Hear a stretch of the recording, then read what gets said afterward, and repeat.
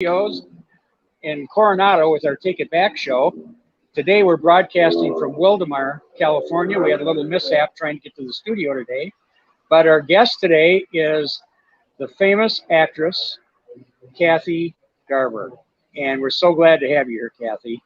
Finally got you on the show. Good to be here. No matter what, flat tires or horseback riding lessons, we can handle it all. Yeah, you know, that's one thing you learn in this business is just to go with the flow because we have no control over a lot of stuff.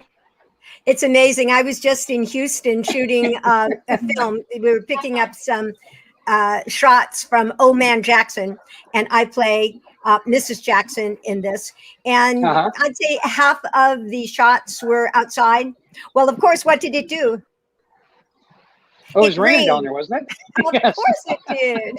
So we improvised and rewrote some of the scenes to be inside. And yes, you go with the flow or go with the rain or whatever.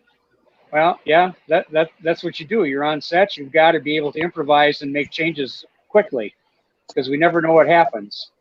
That's right. We were filming one time in San Diego, and for some reason they picked a spot right by the airport. I don't know why, because about every 10 minutes a jet was going right over the building we were at. So we were always taking a lot of breaks. Yes. And this is not one-upsmanship. I wish it were. But when the rain stops, the planes came in.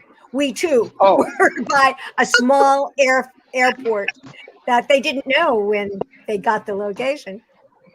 Yeah, and some of the people when they get the locations are not from that area, so they have no idea what's going on. You see all kinds of things happen, but right, it's the thrill of filmmaking.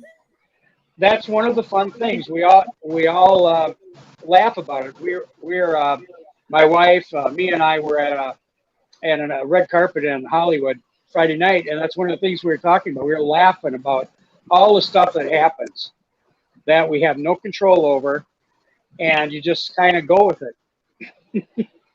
Otherwise, you just stress yourself out. It would be so anxiety-ridden, and unfortunately, so many people have. Yeah, I know. Well, while we have you on here, tell us about your book that I was hoping to have it finished by now, but it seems like every time I got into it, something came up with work, and I had to put it down and go fix a script or something. Funny thing about that work. Well, it is, I hate to say, the 55th anniversary of Family Affair this year, and I played Cissy on that.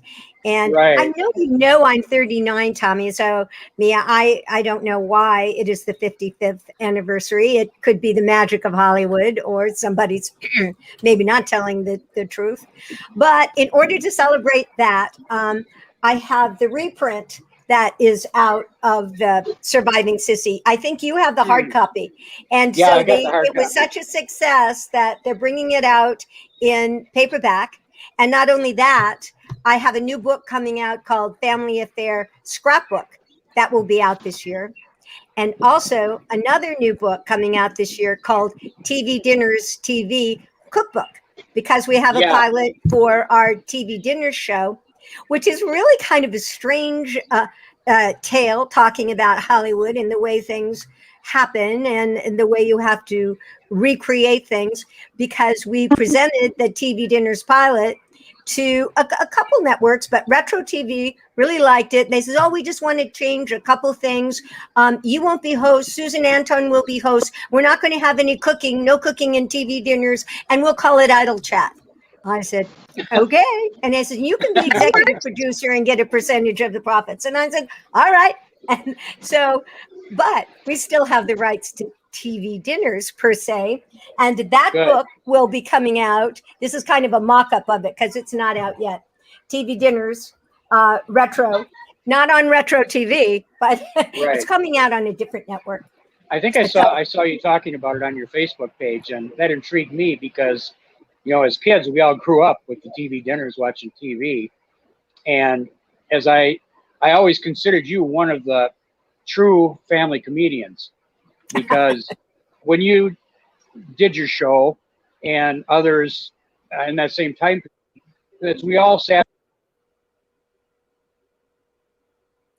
Oh, Tom, I just mom and lost dad. you. Oh, there you go. Oh, did you? Yeah. Got you back. Okay. Sarah's quick on the typing or whatever. Got you back. Yeah. Good. Well, what I was saying is, I always considered you one of the true family comedians because we could sit there as a family. I could sit with my folks or later with my kids and watch the family affair, and it was for everybody. And Right. it was truly a family event. And we had TV dinners with it too sometimes. Yes. Well, it so happens that we're updating those TV dinners on the show. They might still be served in aluminum little TV compartmentalized trays, but instead of mashed potatoes, we're going to have mashed cauliflower. And Oh, there you go. instead of the meatloaf, we will have a little meatloaf, but turkey meatloaf. Hello, fire engines. They're coming to rescue you in your car. That's what they call going live. It is. It is. Live and not Too in the bad you studio. can't fix it in post.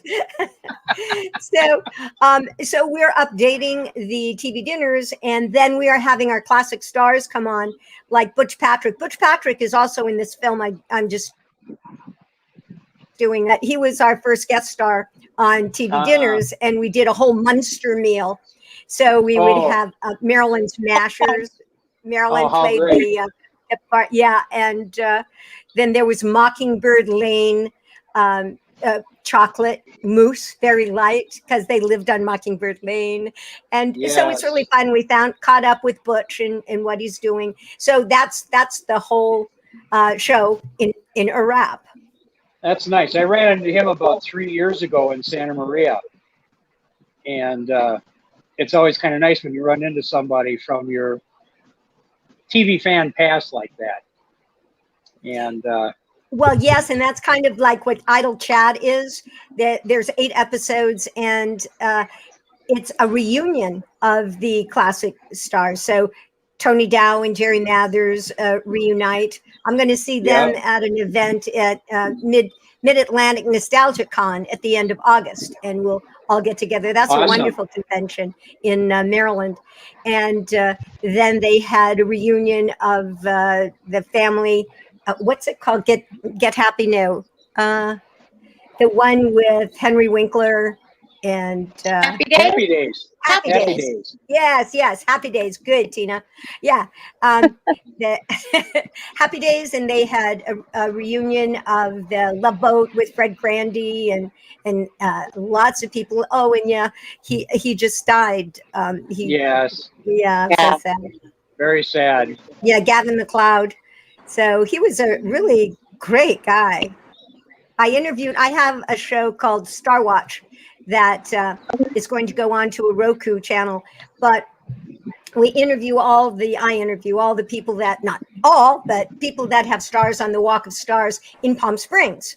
I happen to have a star there as well, but Gavin lived there and has a star there, and I interviewed him and just, not too long ago, and he was preparing to do a one-man show on Broadway. I mean, he was really working all the way up to the end. I saw him on something, and he looked really good, I thought. And he was really surprised. Great. Yeah. So, but he was like almost 90. So it's he had a long, wonderful life for sure. I know Billy Morrow, and he just did a happy birthday to June Lockhart a couple of days ago, and she's 96. I'm going like, wow. Now I feel really 96. Old. Yeah. Part of my family affair I owe to June Lockhart in a way, because the way I got the show, and I don't know if you've read it in the Surviving Cissy book, but when the producers were looking for a teenager to play and to finish out the cast of Family Affair, I went on an interview, and then they looked at a tape. And it was of a Death Valley Days that I had done with June Lockhart. And I played Isadora Duncan, Dorita Duncan, the dancer. And June Lockhart was this librarian. And I was supposed to be a 12-year-old. I was 18 playing a 12-year-old. So they said, oh, they were looking for a 15-year-old. Well, at that time, I was even 20. So, but I told them I was 18. Well, They wanted someone got at a least phone 18 call. because it's easier. Kathy, nice to meet you. Thank you for being here. We have a phone call. Hi. Hi. What? So we have a phone call question for you from James from San Dimas. He would like to know what is one of your favorite memories as a child actor. Probably working with Charlton Heston in the Ten Commandments.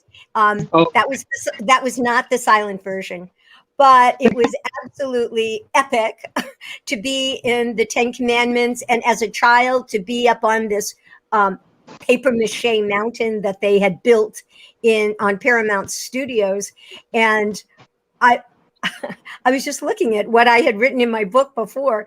I said it was like a Disney ride because we were on the mountain and all this water came down when the Red Sea closed, but it was like you were on avalanche ride, and I climbed up into Nina Foch's arms, and it was really thrilling. The whole time I was on the Ten Commandments. So it wasn't a moment, but it was momentous moments that I experienced that were great. Well, I'm glad James got his answer. Thank you so much. I'm going to You bet. give it back to everyone. Thanks, Kathy. That was great. This is the first time we tried. Good. This is the first time we tried having fans call in to ask questions. And I'm glad somebody called, and that means they're watching us. Well, yes. Isn't that always nice? It's always nice to have an audience, even if you're remote. Where is Wildermere? It's almost to Temecula on the 15 coming down to the IE. Right. And, yeah. It's Temecula's great. I'm sorry? Across the street is Murrieta, basically. Oh, yes. Murrieta Hot Springs. It's gorgeous up there. My sister lives in La Jolla, and my great-grandnephew lives in Pacific Beach. So I know the area. Both beautiful areas. Coronado isn't so bad itself. Well, I live in the IE. So we just, our studio's in Coronado. And so we go down there to do the show. Otherwise, I work up in the LA area, and I myself live in Norco. You live in Norfolk? I live in Norco, yeah. It's in Norco. That's where Burt Ward lives. Yes, he's not doesn't live too far from me. Uh-huh. And, well, his Gentle Giant dog food is certainly doing well. He I think is going to be on one of our TV dinner show with Holy Ravioli. Well, as one of the dishes. I don't want to tell him. I've got a big dog also, and I fed my big guy his dog food, but it gave my Max so much gas that I had to switch to something else. I don't know what. Everybody likes it except my dog. Oh, I know. Sometimes these dogs can be very particular. I have 2 Cocker Spaniels. Well, one is mine, and she's like 14 and a half years old. And the other one, I have a son who's 30 that lives with us and has never really moved out. And about 6 years ago, invited his girlfriend to live with us. So she's been with us for 6 years. And so they wanted a Cocker Spaniel. And so I got them one for Christmas 4 years ago. And they're darling, these little black Cocker Spaniels. But the little 4-year-old is just so particular. And in order for her not to have gas, they get this special food for her, and that's him, that he can only eat that particular food. Otherwise, he's not pleasant to be around. Well, my wife and I, we do rescues, and I go around and help some of the rescues promote different dogs that they might have. And we had lost one 2 years ago, and one of the people from the rescue called me up and said, we've got this Borbell Mastiff puppy that was abandoned. Well, it was up for adoption, and would you want it? And my wife wanted a Great Dane, because actually I did a film where I was with a Great Dane, and my wife wanted me to bring it home, but it doesn't work that way. So So she said, if you ever see a Great Dane, when I told her it's a Mastiff, she says, yeah, we'll take a Mastiff. Little did I know we would have a horse. Oh, I know. They are unbelievably big. They're really super, super big. And I told you I have a horse lesson today because I have just been tapped to be the spokesperson for Silverwood, which is a adventure theme park in Idaho. And nice. My character is Silver Wanda. And I talked to them about this a year ago. And then they closed it. And so I said, oh, well, I guess I'm not going to do it. And when I had actually shown them, and I told them, oh, yes, I can ride a horse. And I put my leg over a chair and pretended. And then, well, you have the part. Well, I need to brush up on my equestrian abilities, so to speak. So, because I haven't ridden one in a bit. Well, I probably haven't ridden in 10 years. And if it came down to it, I would have to take some lessons too. Yeah. It's always helpful to prepare. I feel a little, because we don't remember as much as we think we're going to. Yes, I'm hoping it will be like getting back on a bicycle, but the bicycles, they kind of stop when you put on the brakes, and sometimes those horses have a head of their own. Yeah, I know. So, Norco, that's our little piece of sanity, because it's close enough to San Diego, it's close enough to LA, and then we're out of there, because most of us don't. I always tell people that if you work in the business, you don't live there. We find other places. we just moved to I lived in Northern California for like a long time. So 2 years ago we moved down to Bell Canyon. Do you know where that is? Yeah. Mm-hmm. Yes. So we're in Bell Canyon, and that's our piece of sanity, which is very nice. Happens to be an equestrian center. That's how it started out. But when I called down there, because I've never used it, and I said, oh, is there somebody that could give me a lesson? I told them what I needed it for. And they said, well, is this Western or English? And I said, oh, well, it's Western. And they said, oh, well, we only do dressage. And I said, oh, okay. But she did recommend a place called Silver Lining Ranch. So that's in Agoura Hills. So I thought, oh, well, that's good, because I'm playing Silver Wanda for Silverwood. So naturally, I should go to Silver Lining Ranch to renew my horse riding abilities. Oh, yes, definitely. That's one of the things that my wife and I, we love Norco. It's an equestrian town, and there's just something calming to be around all these horses. And the back of our property lines up to a large stable. And so the horses are always over talking to my dogs, or my dogs talk to them, one or the other. They're like best friends. And it's just, you go out there and it's like, this is perfect. I'm happy to be around animals and my dogs, the horses and all this. It's just so nice. Yeah, talk with the animals. It's just amazing the way that they can sometimes just understand what you're saying. I'm sure this fellow on the plane yesterday thought I was crazy, because I'm sitting there laughing because I was watching Tom and Jerry, the movie. No. And it was so funny. And Frank Welker, who does, kind of replace Mel Blanc in the number of wonderful voiceovers that he can do. And I happen to have a picture, and he played our Iceman in Spider-Man and His Amazing Friends when I was Firestar. This is always backwards. I played Firestar. So I'm watching Tom and Jerry, but Frank was in it and laughing. And I says, I can understand those animals. I know what they're saying. Yeah. Because they had elephants. Looking forward to it. I'm sorry. Yeah, it's very funny. It's good. Yeah, good. Yeah. Very good. I suppose you got to get going to your equestrian center pretty soon here. Yeah, I was just looking. And so if anybody would like to get one of now I have 5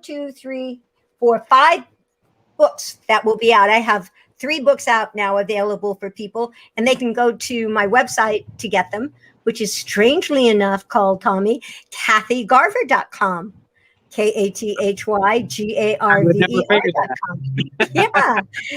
And if not, they can go to Amazon, but they don't get an autograph. And they can also, I have candles there and photos from Firestar and Family Affair and other things.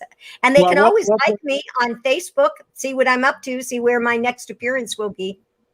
Yeah, I'll put your links on our site and for your book sales and candles and that. We'll get that up there so we hopefully direct some people there too. That'd be great. And I have a stepson who makes my candles, but he also has a rescue. So I think I'm going to put you two in contact with each other. Please do. So yeah, because he 23 dogs he placed last year. Wow. And little puppies. And one of them was a Mastiff. I don't know if it was the same Mastiff, but he had a Mastiff puppy that he placed.